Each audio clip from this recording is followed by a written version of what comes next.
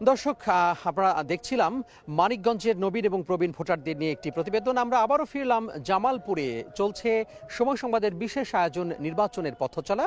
আর এই পথচলায় আমরা জামালপুর এসেছি। জামালপুরের বিভিন্ন যে সমস্যাগুলো রয়েছে, কৃষি, নদী ভাঙন সহ স্বাস্থ্য, শিক্ষা, বিভিন্ন বিষয় নিয়ে আমরা কথা বলতে চাই। আমরা একটি চায়ের আড্ডায় রয়েছি এবং এই চায়ের আড্ডায় আমরা লক্ষ্য করছি যে এখানে বেশ কিছু মানুষ কিন্তু রয়েছেন। আমরা আরও একজনের সাথে কথা বলতে চাই। আপনার নাম কি, আপনি কি করছেন?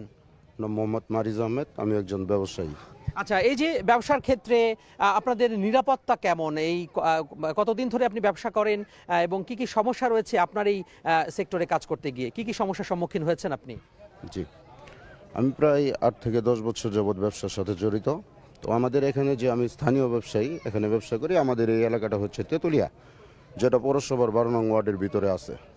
তো আমাদের এখানে যেটা আছে যে আমরা পৌরবাসী, আমরা পৌরসভার ভিতরে আমরা পৌরসভাকে ট্যাক্স দেই, কর দেই, অথচ পৌরসভা থেকে আমাদের যে সুবিধাদি সেগুলো আমরা পাই না। যেমন আমাদের গ্যাস নাই, আমাদের পানির ব্যবস্থা নাই, আমাদের রাস্তায় পর্যাপ্ত পরিমাণ লাইটিং নাই, যাও দুই একটা আছে, কয়েকদিন পরে পরে নষ্ট হয়ে যায়। যার দরুন যে সমস্যাটা হইতেছে, আমরা যারা এখানে বসবাস করি তারা সহ এবং ব্যবসায়ীরা সহ, তারা বিগত বছর বা এই বছর এবং গত রাতেও চুরির ঘটনা ঘটে। গত রাতেও আমাদের এলাকায় চুরির ঘটনা ঘটছে। এর আগেও আমাদের এলাকাতে বিভিন্ন ঘরবাড়িতে ডাকাতির ঘটনা ঘটে। তো আমাদের এখানে প্রশাসন থেকে বা পৌরসভা থেকে যে আমাদের এখানে একটা ডিফেন্স পার্টির ব্যবস্থা করা, এগুলো থেকেও আমরা বঞ্চিত।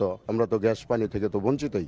অর্থাৎ নানা ধরনের যে বঞ্চনার শিকার আপনারা হচ্ছেন এবং পৌরসভা থেকে যেই তাদের যে কাঙ্ক্ষিত সেবা, সেই সেবাটি তারা পাচ্ছেন না। আমরা কথা বলেছি কৃষি নিয়ে, নদী